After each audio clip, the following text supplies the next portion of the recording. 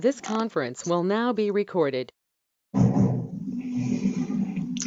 Bien, bueno, primero, muy buenas noches a todos los amigos de SOSEMI. Bien, como ya mencionó Claudia, soy Russell Chile, abogado por la Universidad Nacional San Luis Gonzaga de Ica y socio fundador del grupo Chile Colán y Moncada Romero. Bueno, lo primero quiero agradecer a SCORE SOSEMI por contar conmigo para esta charla con motivo del Día Internacional de los Niños Víctimas Inocentes de Agresión. En esta charla vamos a tratar la evolución que ha tenido los derechos de los niños y la protección de los mismos por los estados del mundo y propiamente también en el Perú, cómo se ha ido desarrollando. Bien, así que como en otras ponencias, para comprender por qué se hicieron las cosas como se hicieron, debemos de conocer siempre primero el contexto histórico. Luego de revisar ello, nos daremos cuenta que, contrariamente a lo que creemos, pues el desarrollo de los derechos del niño realmente no tuvo su origen en el amor de los estados por los niños, sino más bien en un gesto político. Bien, comenzamos con el análisis del proceso histórico, ¿sí? Aquí tenemos 7 momentos trascendentales que impulsaron el desarrollo de los derechos del niño. Primero, comenzamos el 26 de diciembre de 1924. En esta fecha tiene lugar la Sociedad de Naciones, la antecesora a las Naciones Unidas, emite la Declaración de Ginebra. En ella, por primera vez, se menciona en un documento de reconocimiento internacional la existencia de derechos específicos para los niños. Sin embargo, su carácter es brindar más que todo pautas de la responsabilidad que tienen los adultos para con los niños, más que propiamente brindar derechos a los niños, ¿no? Un fragmento de la Declaración de Ginebra dice: la humanidad debe al niño lo mejor que ésta pueda darle, ¿no? Esta frase resume todo el espíritu que tenía esta Declaración de Ginebra, ¿no? Hacer un llamado de atención a los adultos ante la responsabilidad que tienen con los niños. Claro que, bueno, esta Declaración de Ginebra, si bien contiene derechos fundamentales para los niños, no era de obligatorio cumplimiento para los Estados miembros de la Sociedad de Naciones. Así que es más que nada un documento político, ¿no? Una simple declaración, más que propiamente una otorgación de derechos. Seguimos avanzando en el tiempo y el 29 de noviembre de 1947, una vez finalizada la Segunda Guerra Mundial y con el mundo occidental sensible por la masacre que padeció el pueblo judío, tenemos que entender por mundo occidental a aquel que está conformado por América y las potencias europeas. Las Naciones Unidas dividen el territorio de Palestina. Palestina antes era una colonia del Reino Unido, ¿no? Entonces, y justamente pues, con la aceptación del Reino Unido, las Naciones Unidas deciden dividir el territorio de Palestina en 2 estados. Un estado judío, llamado el Estado de Israel, y el otro estado árabe, el cual sería Palestina propiamente. Esta decisión fue aplaudida por Occidente, pero muy cuestionada por Oriente. Ahora, entiéndase a Oriente como las naciones árabes y asiáticas, siendo estos últimos, los de Oriente, los mayores denunciantes de este abuso hacia el pueblo árabe de Palestina, ya que propiamente las Naciones Unidas habían tomado la decisión de dividir un territorio, el cual estaba ocupado por árabes, en dividirlo en 2 y terminar, otorgar una parte del territorio para los judíos y otra parte para que quede para los palestinos originales. Entonces, bueno, de esta forma las Naciones Unidas lo que buscaba era pues brindarles una patria a los judíos, luego de la Segunda Guerra Mundial, pero la verdad es que terminó generando un conflicto que dura hasta nuestros días. Luego, en el año 1948, vamos a tener 2 sucesos trascendentales. El 14 de mayo de 1948, luego de una serie de conflictos armados, David Ben-Gurion declara la creación del Estado de Israel, lo que generó inmediatamente intervenciones militares de los países árabes hacia el Estado de Israel, ¿no? Generando toda una serie de conflictos armados. Por otro lado, el 10 de diciembre de 1948, las Naciones Unidas emiten la Declaración Universal de los Derechos Humanos, que es la que, bueno, la Declaración Universal de Derechos Humanos es la que todos conocemos y nuevamente como declaración es un documento político. Toda declaración, ¿no? Toda declaración es un documento netamente político. Solamente es una declaratoria de principios, no tiene una fuerza legal obligatoria para los Estados miembros. Bien. Ahora, el 14 de mayo, en el año 1959, el 14 de mayo de 1959, al descubrirse las atrocidades cometidas por el régimen nazi hacia los niños judíos, las Naciones Unidas emitieron la Declaración de los Derechos del Niño. Es decir, por primera vez se emite la Declaración de los Derechos del Niño, la cual seguía sin ser, como les decía, siendo una declaración, así que aún no era de obligatorio cumplimiento para los Estados miembros, pese a que habían estados dentro de las Naciones Unidas que solicitaban que se emitiera una convención internacional. La convención, a diferencia de la declaración, sí es un documento legal y la convención sí obliga a todos los estados miembros de las Naciones Unidas a que acaten el cumplimiento de lo establecido en esa convención. Pero las Naciones Unidas no aceptaron esto, no aceptaron la convención. Esta declaración de los derechos del niño desarrollaba de mejor forma los derechos fundamentales de los niños, mucho mejor que la Declaración de Ginebra, y se basaba en 10 principios fundamentales, ¿no? El primero de ellos era el derecho a la igualdad, el segundo el derecho al desarrollo físico, mental y social, luego derecho a un nombre y nacionalidad, derecho a alimentación, vivienda y atención médica adecuada, derecho a educación y tratamiento especial en caso de discapacidad, el derecho a la comprensión y amor de sus padres y la sociedad, derecho a la recreación, derecho a ser los primeros en recibir ayuda, derecho a protección contra el abandono, la crueldad y la explotación, y finalmente el derecho a ser criado con espíritu de comprensión, tolerancia, amistad entre los pueblos y hermandad universal. Definitivamente la Declaración de los Derechos del Niño es una declaración muy bella, pero como decíamos, con una nula obligatoriedad para los estados, o sea, con una eficacia cero. ¿Sí? De hecho, por ejemplo, y es un comportamiento sistemático que se ve en los organismos supranacionales y sobre todo en las Naciones Unidas, ¿no? Muchos analistas políticos señalan que justamente, por ejemplo, ¿no? ¿Por qué es que las Naciones Unidas hacen esto? Y es que el primer intento de una sociedad que convocase a todos los estados del mundo fue la Sociedad de Naciones. Y con la Segunda Guerra Mundial, esta Sociedad de Naciones fracasó, por lo que fue reemplazada por las Naciones Unidas. Esta nueva sociedad, una vez entrada en vigencia, emitió toda una serie de declaraciones y pronunciamientos de rechazo a la violencia, al autoritarismo y demás males del mundo. Todo con un carácter netamente político, ¿sí? Buscando, buscando enviar el mensaje buscando enviar el mensaje al mundo de que nosotros somos los buenos del mundo, únansenos, ¿no?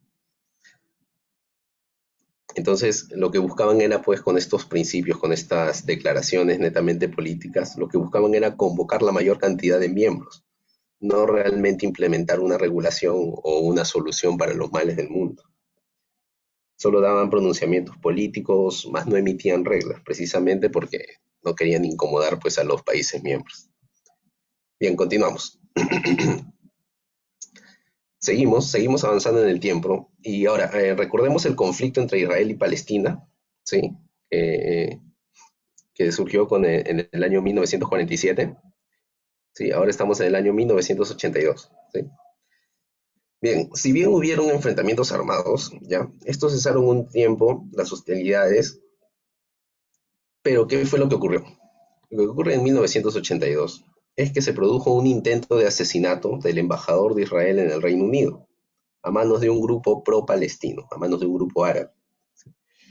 Con motivo de este atentado es que Israel encuentra la justificación para el 6 de junio de 1982 invadir el Líbano, es decir, el sur de Palestina, produciéndose el inicio de lo que se llamaría la Primera Guerra del Líbano. En estos enfrentamientos que siguieron a esta incursión del Estado de Israel, se dio muerte a más de 1.000 civiles. De estos 1.000 civiles, más de 300 eran niños. Ante esta masacre, las Naciones Unidas nuevamente va a emitir un acto político y el 19 de agosto de 1982 establece que el 4 de junio de cada año se celebra se conmemora el Día Internacional de los Niños Víctimas Inocentes de Agresión. Con ello buscaba llamar a la conciencia de las naciones para detener las hostilidades, lo que, lamentablemente no ocurrió. Luego, finalmente, seguimos avanzando en el tiempo, finalmente el 20 de noviembre de 1989, ante la presión internacional y tras años de negociaciones con entidades religiosas y estados del mundo, las Naciones Unidas por fin emiten la Convención de Derechos del Niño, la cual establece el respeto de forma obligatoria para todos los Estados miembros de los derechos del niño consignados en esta convención, debiendo cada país adaptar sus leyes nacionales de acuerdo a esto. Es bueno precisar que, al ser la convención de obligatorio cumplimiento, en caso que un Estado miembro no lo acate, las Naciones Unidas están facultadas a intervenir con sus fuerzas de paz, ¿no? Las que hemos visto en las noticias que también les llaman los cascos azules, para detener esta violación de derechos. La convención establece de forma aún más detallada y específica los derechos de los niños. Y bueno, estos derechos vamos a analizarlos más adelante, ¿sí? Así que, bien, en resumidas cuentas, este es el proceso histórico que se dio para la evolución de los derechos del niño, tal cual como los conocemos hoy en la actualidad, ¿no? Vemos que comenzaron como simple actos políticos y que recientemente, en la historia reciente, prácticamente en 1990, hace 30 años recién, es que se implementa legalmente la protección de los derechos del niño.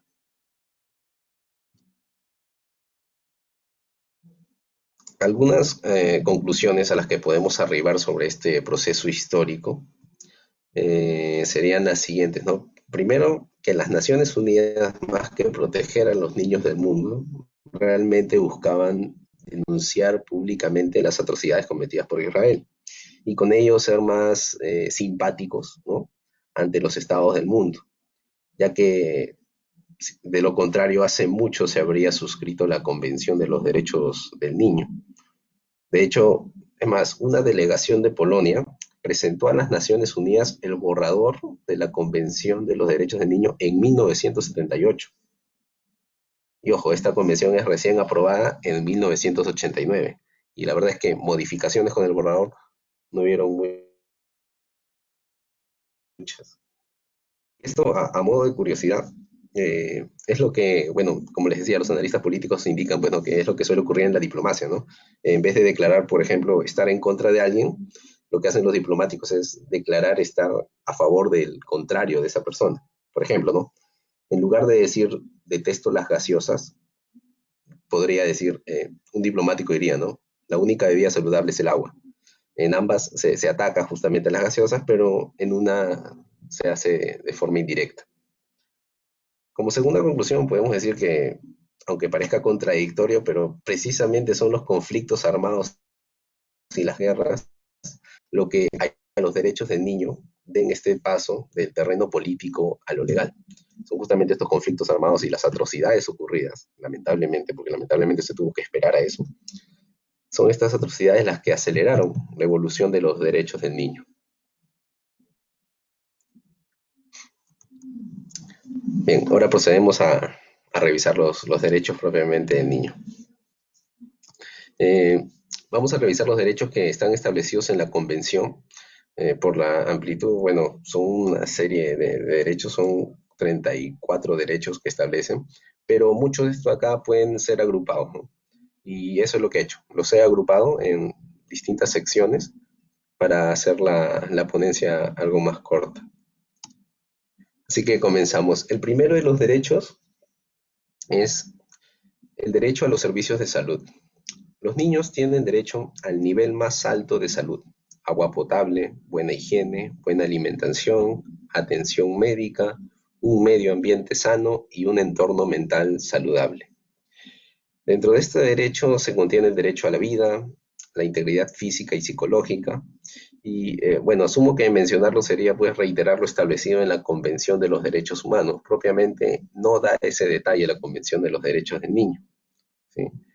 Se precisa que al respecto de este derecho, bueno, los estados, la convención establece que los estados tienen que coordinar, todos los estados del mundo tienen que coordinar para que este derecho pueda cumplirse en todo el mundo, ¿no? Derecho a los servicios de salud, entonces, no se limita solamente a la jurisdicción de un determinado país o de una determinada nación, sino que se extiende y pasa a ser un derecho de responsabilidad de todo el mundo. Derecho a ser protegido contra los malos tratos. Los niños tienen derecho a ser protegidos por las autoridades contra los abusos y la violencia, incluso si estos provienen de los padres o responsables legales. Más allá de lo que literalmente este derecho significa, es importante destacar que incluso los niños deben ser protegidos de los propios padres o responsables legales, ¿no? Con lo cual, el derecho de corrección, que muchas veces se le reconoce a los padres en los países tercermundistas, de hecho en el Perú se le reconoce, el derecho le reconoce un derecho de corrección a los padres, es decir, que el padre tiene derecho a disciplinar a su hijo, ¿no? Pero ya vemos que la convención, al establecer esta protección, rechaza totalmente este derecho de corrección que se le reconocería a los padres. Derecho a la libertad de expresión. Los niños tienen derecho a que sus opiniones sean tomadas en cuenta por los adultos, de acuerdo a su edad y madurez. Son libres de difundir y recibir información siempre que no atenten contra los derechos de otros. Nuevamente, más allá de lo que literalmente se señala en este derecho, eh, observamos una de las diferencias de la concepción actual con la concepción que se tenía antes sobre los derechos de los niños, ¿no? Ya no está dirigido, por ejemplo, esta convención, los derechos que detalla, eh, como que ya no está dirigido a los adultos para que ellos sean responsables con los niños, sino, y más bien, eh, se dirigen a empoderar a los niños para que puedan acceder a información y expresarse, para que ellos puedan ejercer por sí mismos sus derechos. Ese es el cambio de concepción que hay. Desde en la Declaración de Ginebra eran determinadas pautas dirigidas a los adultos para que cuiden de los niños. En la Convención de los Derechos del Niño ya no es así, se empodera al niño para que el niño pueda ejercer sus propios derechos. Obviamente dentro de los límites, ¿no? Dentro de los límites de su edad y de su madurez. El derecho a la identidad. Los niños tienen derecho a ser inscritos en un registro con un nombre y una nacionalidad, ¿no? El derecho a la identidad es bastante interesante y bueno, es necesario precisar que el derecho a la identidad es más amplio de lo que puede parecer, ¿no? Abarca desde el hecho que la autoridad respete nuestro nombre, nuestro acervo cultural, y ya si nos ponemos medios filosóficos, hasta el carácter de individuo único que tiene cada uno de nosotros, ¿no? Eh, este de acá, por ejemplo, el derecho a la identidad, ¿no? Me hace recordar a modo de curiosidad, justo al respecto estaba revisando una tesis de la Universidad de Barcelona, en la cual se buscaba definir qué es la identidad y en dónde se halla. Para ello, el autor, de una forma muy didáctica, ¿no? Partía de diferentes supuestos, ¿no? Por ejemplo, decía, si a una persona le realizamos una serie de cirugías hasta que se vea igual a Brad Pitt, ¿podemos decir que esa persona es Brad Pitt? Pues no, es alguien parecido, pero no es Brad Pitt, ¿no?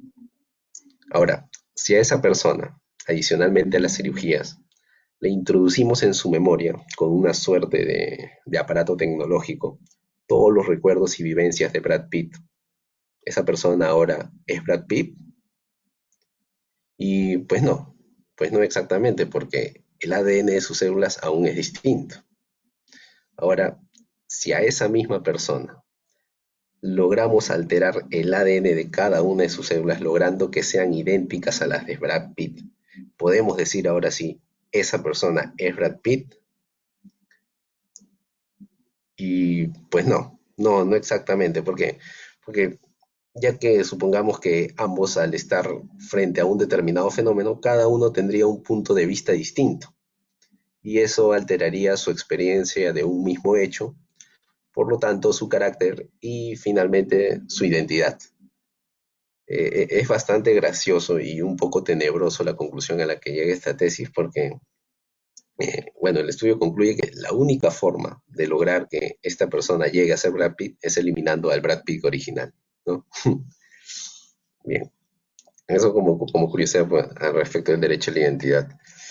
A ver, continuamos con el siguiente derecho.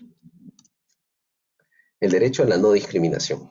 Los niños son sujetos de derecho sin importar su origen, sexo, color de piel, lengua, economía, creencia o discapacidad. Bien, creo que ese derecho todos lo comprendemos y bueno, no creo que merite una mayor explicación. Luego viene el derecho a la educación.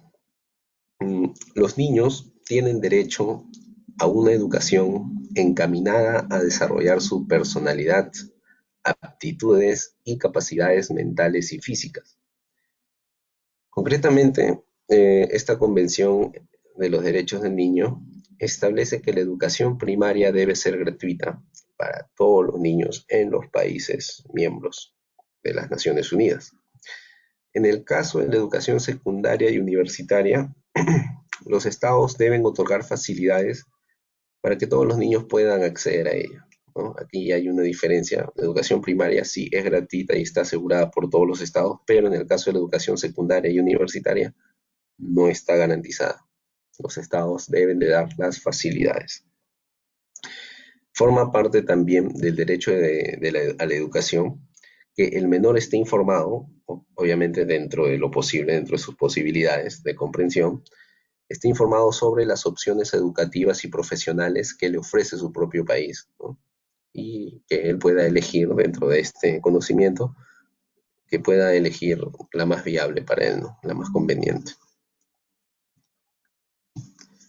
Derecho a ser protegido de la explotación y en el trabajo infantil. Los niños tienen derecho a ser protegidos frente a cualquier tipo de trabajo peligroso para su salud o que le impida ir a la escuela. Además, los niños deben ser protegidos contra la explotación sexual y la trata. Bien, lo curioso de este derecho es que busca proteger, pero no prohíbe el trabajo infantil. Y claro, esto no es por una contradicción con el derecho a trabajar establecido en la Convención de los Derechos Humanos, sino más que nada por una primacía de la realidad, ¿no? Ya que en la mayoría de los países tercermundistas son los niños quienes con su trabajo ayudan a la mantención de sus hogares. Si se prohibiese, si se proscribiese el trabajo infantil, muchos hogares quedarían sin sustento. Entonces justamente esta convención reconoce esa realidad y es por eso que no lo prohíbe, más bien lo que hace es regularizar la protección, ¿no? Y ahora aquí los estados tienen que establecer edades mínimas para que los niños puedan trabajar y justamente sancionar aquellas conductas de los empleadores que linden con el abuso o la explotación laboral de los niños. Derecho a la reunión familiar. Si un niño se halla en un país y sus padres en otro, ninguna autoridad puede impedirle a los padres o al niño ir al país donde se encuentren para reunirse. Bien, este derecho es bastante explícito y tiene una estrecha vinculación con el derecho a un entorno familiar saludable, ¿no? Esta es una norma reconocida internacionalmente no solamente dentro de la Convención de Derechos del Niño, sino que también dentro del Mercosur, dentro de los grupos regionales económicos. Se reconoce pues que no solamente no se debe de prohibir, sino que los estados deben de dar facilidades para que se den estos encuentros, estas reuniones familiares de los hijos con los padres.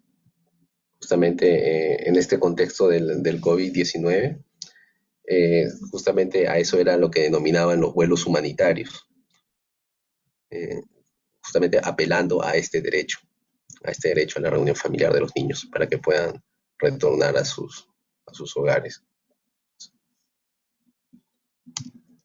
Bien, y finalmente, dentro, finalmente entre los derechos emitidos por la Convención de Derechos del Niño, encontramos el derecho al ocio y a la cultura.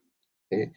Los niños tienen derecho al juego, al descanso, a la realización de actividades recreativas y culturales. Siempre la recreación, siempre el juego va a ser fundamental para el niño, porque ayuda no solamente como parte de la educación a desarrollar sus aptitudes, sino que el juego ayuda a desarrollar otras habilidades distintas también. ¿Sí? Algunas conclusiones a las que podemos arribar sobre los derechos establecidos en la Convención de los Derechos del Niño son las siguientes.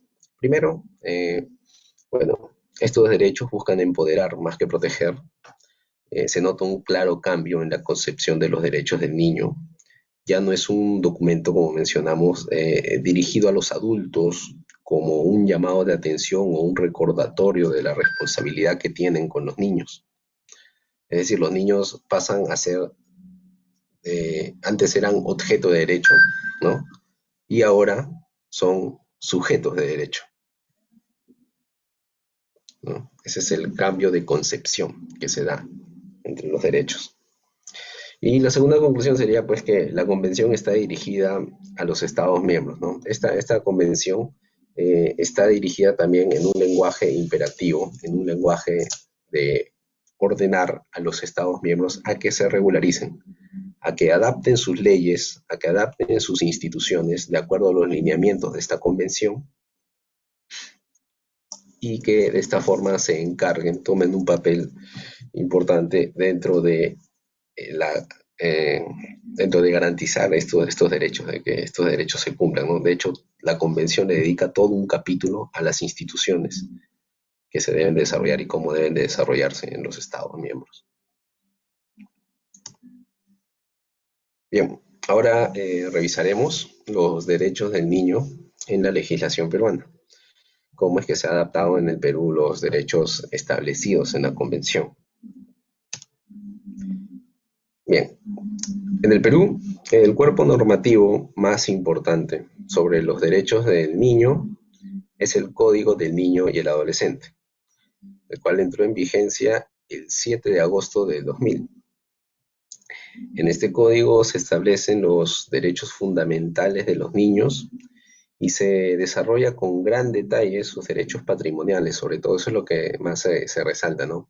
La Convención de los Derechos del Niño da ciertas pautas para los derechos patrimoniales, pero la legislación interna propia del Perú, en su adaptación, genera una mayor cantidad de matices, genera una mayor cantidad de detalles, y de hecho es el capítulo más amplio dentro de este código, el que está referido pues a los derechos patrimoniales del niño y del adolescente.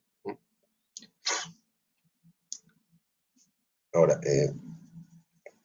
además, en este Código del Niño y Adolescente se establecen también la creación de las instituciones destinadas pues, a la protección de los niños.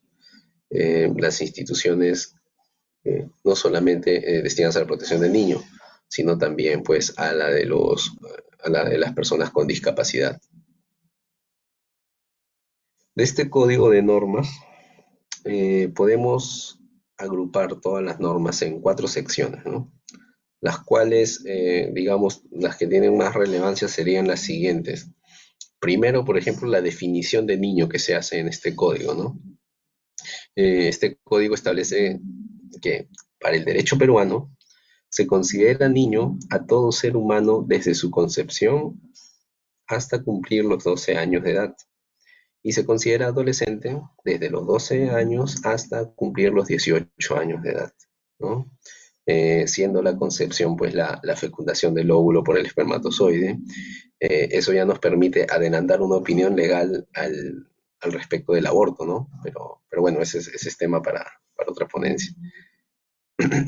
La siguiente sección sería sobre sujeto de derecho. Esta palabra es importante ya que se señala que tanto los niños y los adolescentes son titulares de derechos, libertades y protección específica, y por lo tanto pueden ser ejercidos por ellos mismos, es decir, ellos mismos pueden ejercer sus derechos, ellos mismos son sujetos de derecho, obviamente dependiendo y siendo auxiliados por el Estado cuando no puedan hacerlo directamente, ¿no? Eh, pues se trata de un bebé, ¿no? Obviamente el bebé no va a poder ejercer por sí mismo sus derechos, ¿no? Ahí es donde tiene que acudir el Estado a apoyarlo. Como tercer punto, tenemos los deberes del menor.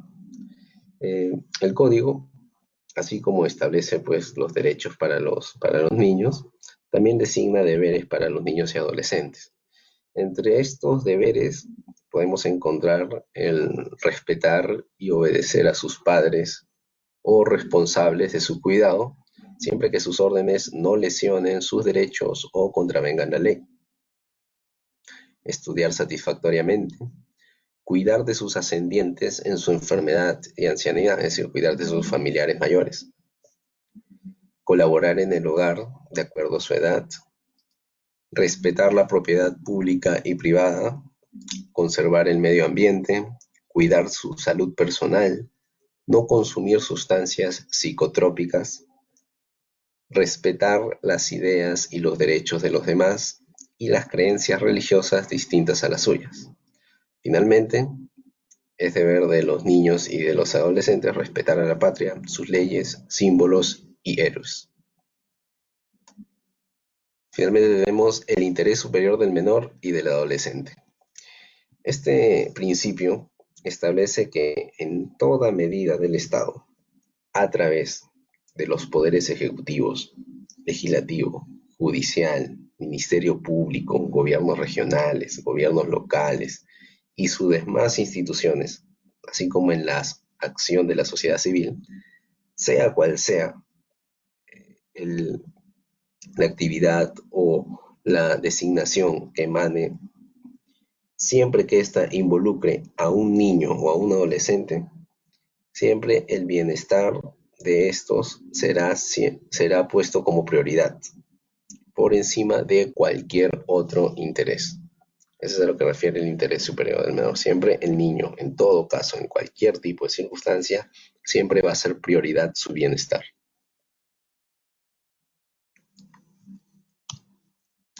Algunas conclusiones, por ejemplo, en las que podemos arribar al respecto de los derechos del niño en la legislación peruana, es que el niño siempre va a ser colocado como prioridad frente a cualquier otro interés, ante cualquier instancia, ante cualquier tipo de circunstancia, cualquier proceso, ya sea judicial o ya sea dentro de la actividad privada.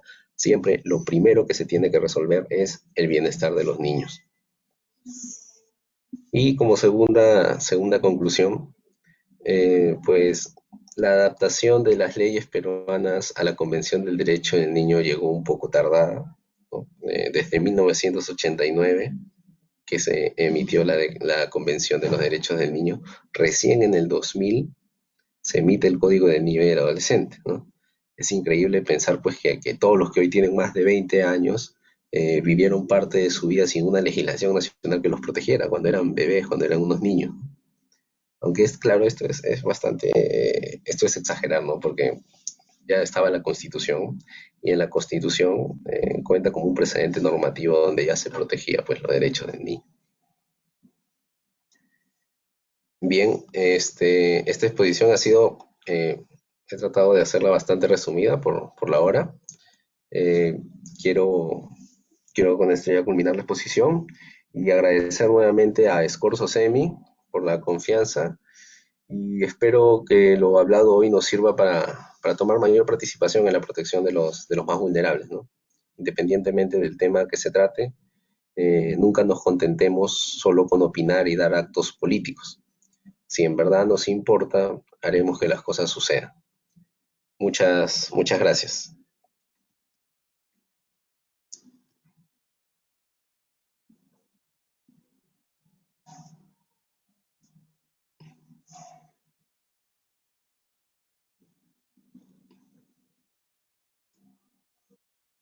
Gracias, abogado Buse. Ya chicos, dentro de unos minutos se va a enviar el link del post ustedes en los comentarios. Si alguno tiene una consulta o una pregunta, lo puede escribir en el chat de comentarios y el abogado Buse le va a responder. Por todo eso, genial la exposición, la presentación. Buse, gracias por esta oportunidad de acompañarnos otra vez.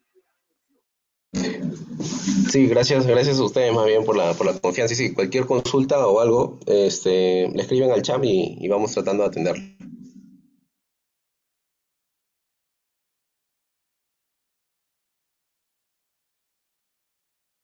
Creo que tenemos una pregunta en los comentarios. A ver, la voy a leer. Dice, es de, no sé quién es, pero ya. Buenas noches, dice doctor Brucer. Con esta pandemia que estamos viviendo, ¿se han visto agredidos los derechos del niño? Si es así, ¿cuáles serían? Esa es la pregunta que hace un compañero. Sí, a ver, de hecho, justamente con la pandemia y con la coyuntura de la emergencia sanitaria que estamos viviendo, eh, el estado de emergencia justamente es el mecanismo legal por el cual se suspenden determinadas garantías constitucionales, se suspenden determinados derechos fundamentales de los ciudadanos, ¿no? Y esto incluye también determinados derechos fundamentales de los niños, como por ejemplo el libre tránsito. Entonces, propiamente por el estado de emergencia se están suspendiendo estas garantías, se está suspendiendo el libre tránsito. Ahora, por el contexto mismo de la enfermedad, pues tenemos que el derecho al acceso de los servicios de salud también se vería vulnerado, ¿no?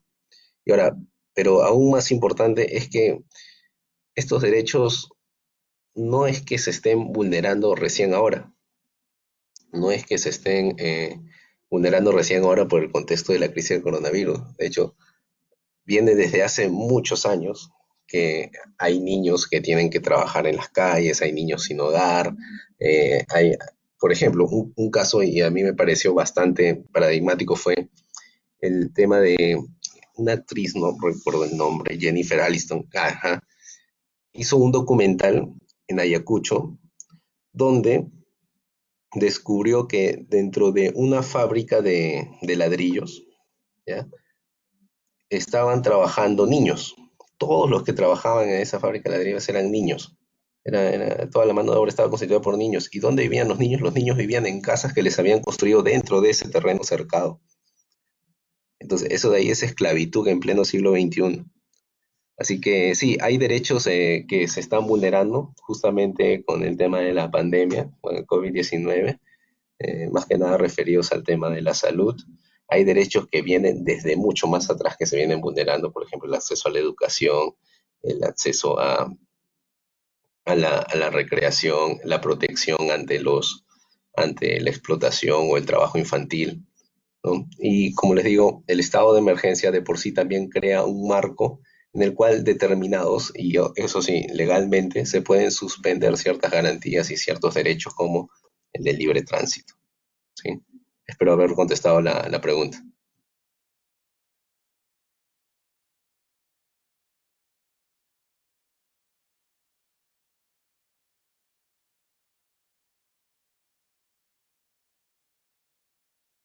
Abogado Buse, tenemos otra pregunta. Dice, a nivel local, si vemos la violación de los derechos de niños, ¿a qué entidades locales podemos acudir aparte de la Policía Nacional? O sea, Sí, por ejemplo, justamente en el nivel más cercano para la población están los gobiernos locales. Dentro de los gobiernos locales todos cuentan con esta institución llamada la DEMUNA, ¿no? Que se trata de la defensa de los derechos de los niños y adolescentes. Justamente esta institución, la DEMUNA, se crea con el código del el niño y el adolescente. Ante ellos se puede ir y no solamente presentar la denuncia, sino que las demunas también van a brindar asesoría legal a los niños para que puedan plantear sus denuncias o judicializar sus casos o presentar un reclamo. Es más, uno puede ir ante la demuna, un niño, un menor, puede ir y presentar su denuncia y que hagan una fiscalización en su hogar o que citen a sus padres y le hagan una llamada de atención. De hecho, la DEMUNA incluso también brinda servicios de conciliación, ¿no? En caso haya conflictos familiares y el niño vaya a atestiguar estos conflictos ante una DEMUNA, la DEMUNA lo que va a hacer es citar a los padres para que se apersonen y puedan conversar y llegar a un acuerdo, ¿no? Entonces sí, entre las instituciones, la más inmediata, la más cercana a la población sería la de Muna. Esas ahí se encuentran en todas las municipalidades locales, en todas las municipalidades distritales o las municipalidades provinciales.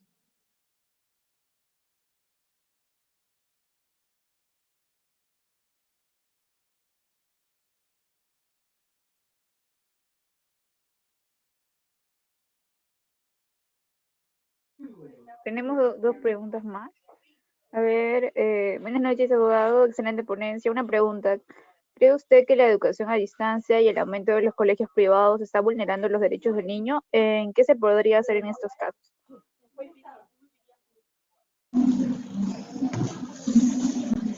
Esa pregunta es muy buena porque, por ejemplo, qué es lo que está ocurriendo, ¿no? Lo que está ocurriendo, y es lamentable, hay que decirlo con todas sus letras, es que los colegios son negocio, son un buen negocio los colegios. Y poco a poco vamos viendo pues que normalmente un colegio debe tener debe cumplir con ciertos parámetros, ¿no? Por ejemplo, un área para la recreación, áreas de evacuación en caso de sismos, en caso de desastres. Y vamos por la calle y vemos que hay colegios que funcionan en unas casas, ¿no? Unas casas que las han acondicionado. Ahora, si así están de infraestructura, ¿cómo estarán, me pregunto yo, en calidad educativa, ¿no? Los profesores que enseñan pasarán realmente un filtro riguroso, realmente la certificación que les otorga el Ministerio de Educación estará bien otorgada, se habrán cumplido todos los parámetros. Entonces, sí, definitivamente el aumento de los colegios privados lo que hace es convertir la educación en un negocio, convierte la educación en un negocio y termina alejándose de la finalidad educativa que debe tener, ¿no? Eh, pero esto de acá tiene su origen y no es pues que se origine por pura maldad, sino que es porque mientras haya demanda, los empresarios van a estar ahí para dar la oferta. La educación estatal lamentablemente ha caído bastante, en los colegios públicos ha caído bastante la calidad de la educación y entonces los padres buscan a los colegios privados como la salvación, ¿no? Para darle a sus hijos una mejor calidad educativa. Y obviamente hay empresarios pues que se aprovechan de esto de aquí, se aprovechan de los padres y crean sus colegios y bueno, la verdad es que no hay diferencia con la calidad educativa que puedan ofrecer. Pero en estos casos hay justamente la vía legal para salvaguardar estos problemas es la vía de la protección al consumidor, ¿no? El padre puede plantear su queja, su denuncia ante cualquier irregularidad ante Indecopi. Indecopi se va a encargar de recepcionar el reclamo y de abrir un proceso sancionador ante estos colegios si es que no cumplen con los determinados parámetros. Entonces, mecanismos legales hay para encauzar este tema. Y sí, es un tema contingente y que puede hacer daño a la educación, no solamente para los niños, sino también lo hemos visto con las universidades, ¿no? Hay muchas universidades, negocios también hoy en día.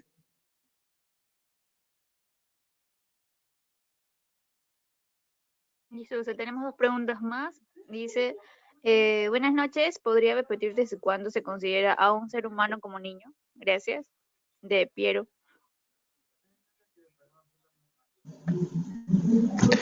Bien, esto de aquí, el código del niño y el adolescente establece que es considerado niño todo ser humano desde el momento de su concepción hasta los 12 años de edad. Por la concepción se entiende la fecundación del óvulo por el espermatozoide, ¿no? Al respecto de esto de aquí, bueno, el primer tema que se deslinda de esto es el tema del aborto, ¿no? Eh, hay distintos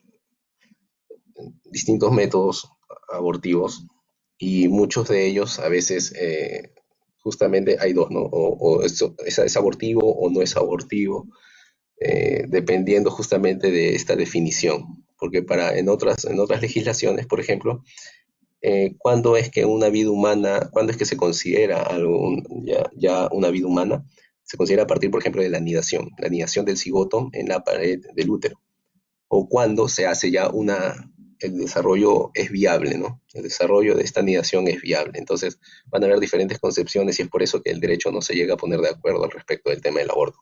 Pero al menos en nuestra legislación nacional se toma en cuenta el término de la concepción. De que puede modificarse tal vez ese criterio, puede modificarse, sí. Pero en nuestra legislación ahora mismo tal cual es el de la concepción.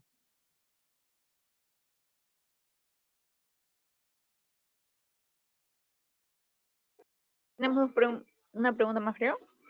En caso de que un niño sea maltratado y obligado a trabajar por sus padres, ¿qué tipos de proceso legal se llevaría a cabo?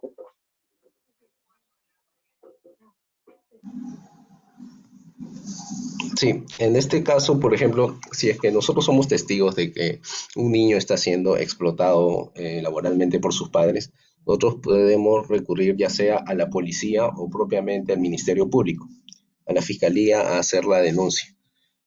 Como bien lo establece la Convención de los Derechos del Niño, el cuidado y la protección de los niños no es solamente responsabilidad de los padres, sino que también hay que proteger al niño de los propios padres. Por lo tanto, es una responsabilidad de toda la sociedad velar por el cuidado de los niños. El procedimiento que se sigue es un proceso penal. Es un proceso penal. El proceso puede llevarse por lesiones con el agravante de que se trate de un menor de edad. Como ya sabemos, cada vez, por ejemplo, para cada delito hay un atenuante y un agravante. El atenuante siempre va a ser el menor tramo de la pena. Por ejemplo, ¿no? Para una pena, en el caso del delito de lesiones, suponiendo que sea de 4 a 8 años. ¿Ya? Si es de 4 a 8 años, entonces el parámetro inferior se va a aplicar para los atenuantes, que sería 4. Para los agravantes se va a utilizar el parámetro superior, que sería 8. En este caso, el agredir a un menor de edad es un agravante, por lo tanto se iría por el máximo parámetro de la pena.